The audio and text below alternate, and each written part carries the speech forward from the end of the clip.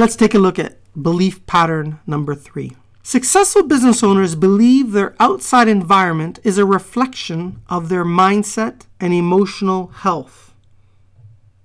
I'm going to repeat that. Successful business owners believe their outside environment is a reflection of their mindset and emotional health. You see, every individual that comes into this world has an important discovery to make that will impact every aspect of how successful they become in life. That discovery is that their outer world is a reflection of what's going on inside their inner world. If you drive a messy car and operate in a messy office, chances are there's something in your thinking that is messy. If you have bad relationships, bad work environments, an overall frustration with money, chances are there's something quite not right with the quality and level of your thinking or your consciousness about the important things that are needed to change for you to get better. There is a number of examples that I could give you on this front.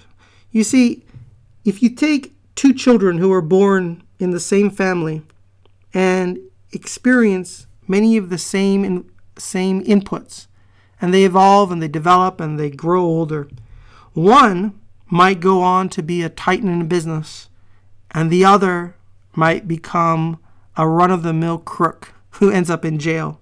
What's the difference? The difference is the quality of the thinking that impacts feelings, which impacts actions, which relate to results, as we've been talking about.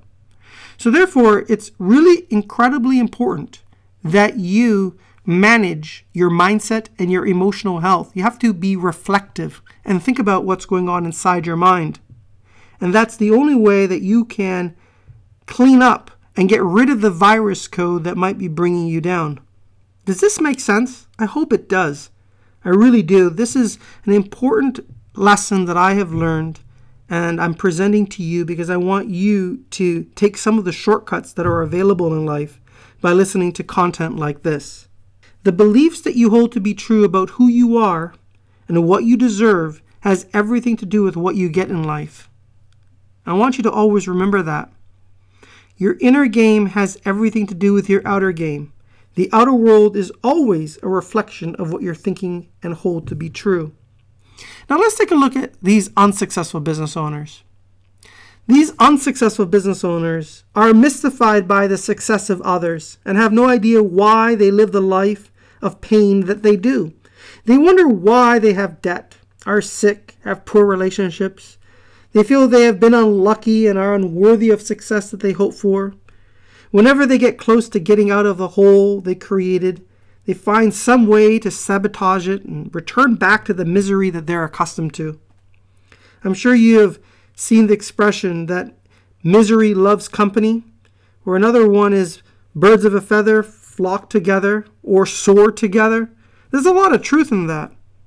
Successful business owners only fly with other successful business owners, and unsuccessful business owners surround themselves with plenty of unsuccessful business owners to make themselves feel better, as it gives them an excuse to validate that their lack of success is very common among many people, and it's not their fault, because they don't want to take personal responsibility that they have not been able to get their inner game straight so that they can provide value in the marketplace. This is an insidious situation that fosters misery. So what can we do about it? Let's take a look at some action items. I want you to take a serious look at your results. I want you to be really, really serious about it. Identify what you're willing to do in your life and tolerate and what you're not willing to tolerate. Sometimes you have to declare enough is enough. Take a look at the people in your life and the results they're getting. Take a look at your health. Take a look at your relationships. Take a look at your income. I want you to really pronounce the following statement. I'm fully responsible and accountable for everything in my life. I have the capacity to intelligently direct my life to accomplish any objective that I set and believe in. I want you to write down a statement called My Perfect Day to outline what a perfect 24-hour time period looks like in your life. Use this mental picture to identify gaps that you are prepared to make powerful decisions on and take massive action to rectify. If you follow this advice, you'll be miles ahead of where you are right now. And I realize that some of you who are listening to this program are already very successful. We all have room to grow. And by identifying what it is that is in alignment with what you want and what isn't, and being objective and taking that in and then making decisions about change and backing it up with massive action is the surest way that you can get there. Number 4, successful business owners believe that calmness of mind is critical. You see, the human mind is indeed a very marvelous tool.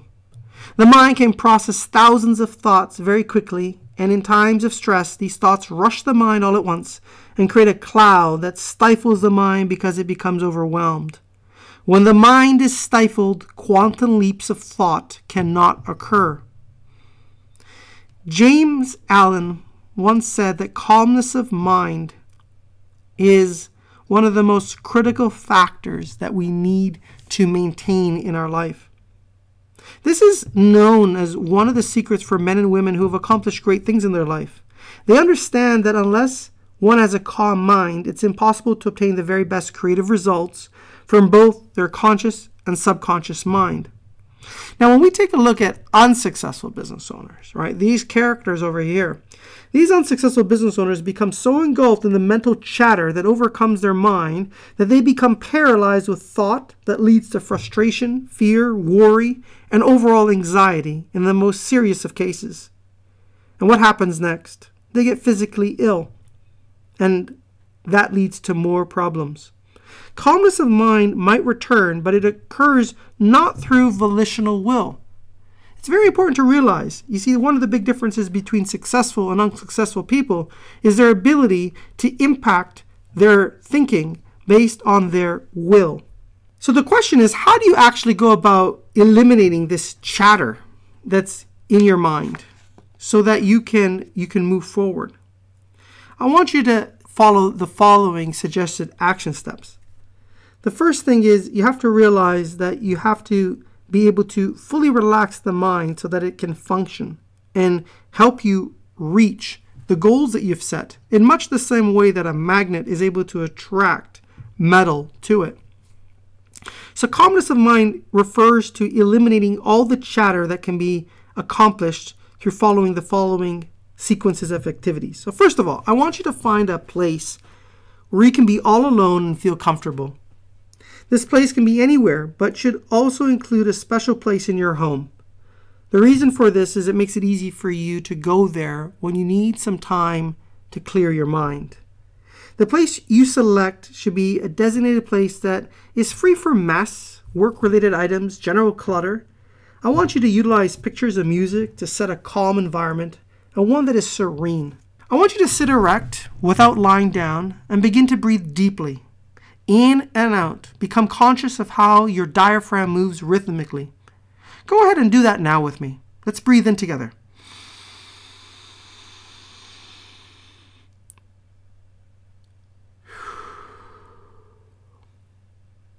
One of the things that I like to do is to take 3 to 7 seconds to breathe in, 3 to 7 seconds to hold, and 3 to 7 seconds to release the air.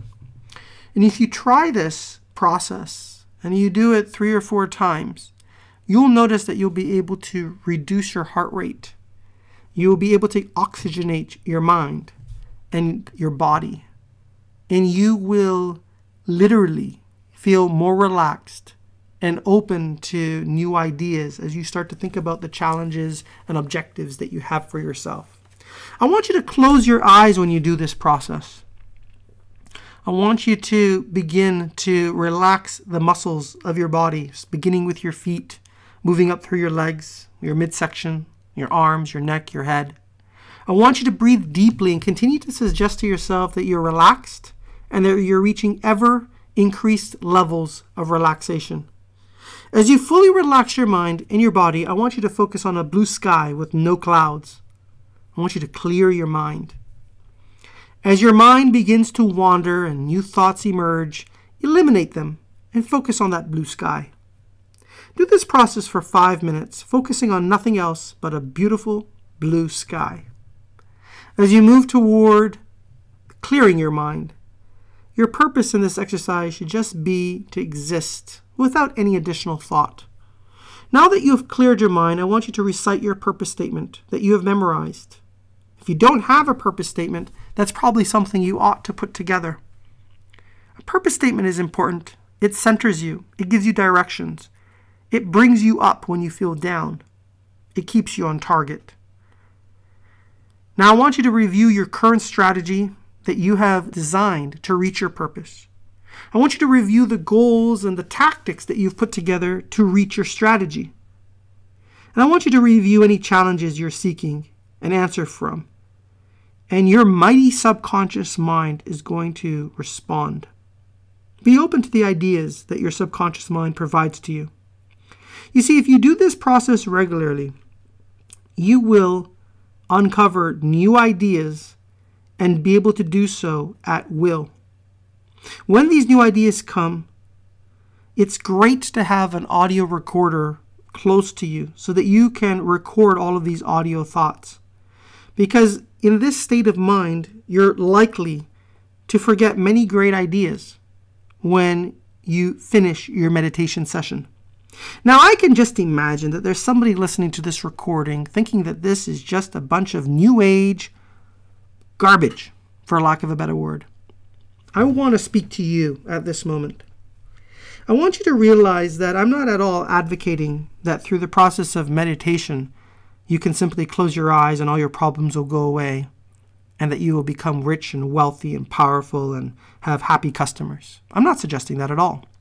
What I am suggesting is your mind, like a computer, needs to be tuned. It needs to be free of clutter.